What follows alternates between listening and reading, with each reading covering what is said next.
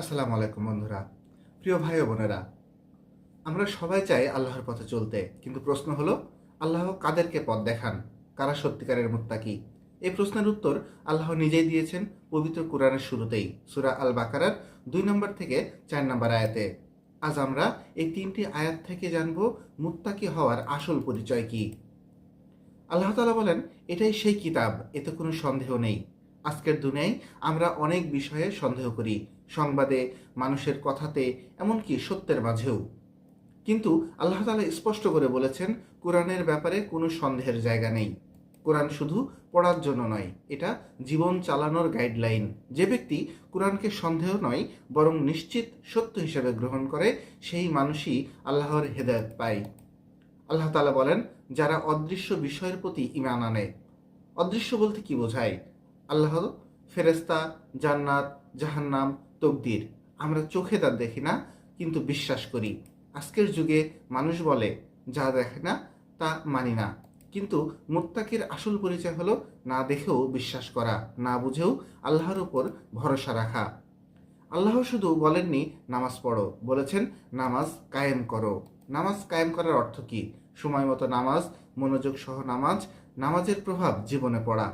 নামাজ যদি আমাদেরকে মিথ্যা থেকে না ফেরায়, অন্যায় থেকে না ফেরায়, তাহলে আমাদের নামাজ নিয়েও কিন্তু যথেষ্ট প্রশ্ন আছে। আল্লাহ তাআলা বলেন, আমি তাদেরকে যা রিজিক দিয়েছি তা থেকে ব্যয় করো। খেয়াল করুন, আল্লাহ বলেননি নিজেদের সম্পদ, বলেছেন আমি যা দিয়েছি। অর্থাৎ সব কিছুই আল্লাহর।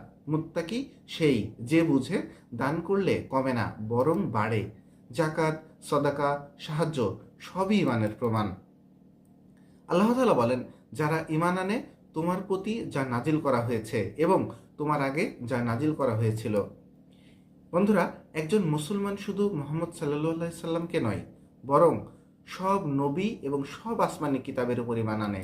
এবং সবচেয়ে গুরুত্বপূর্ণ হচ্ছে আখিরাতে দৃঢ় বিশ্বাস রাখা। যে মানুষ জানে একদিন হিসাব দিতে হবে, সে অন্যায় করতে ভয় পাবে।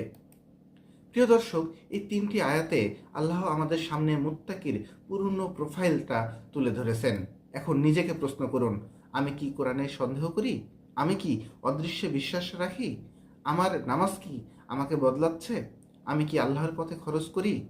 আমি কি আখিরাতকে সত্য মনে করি?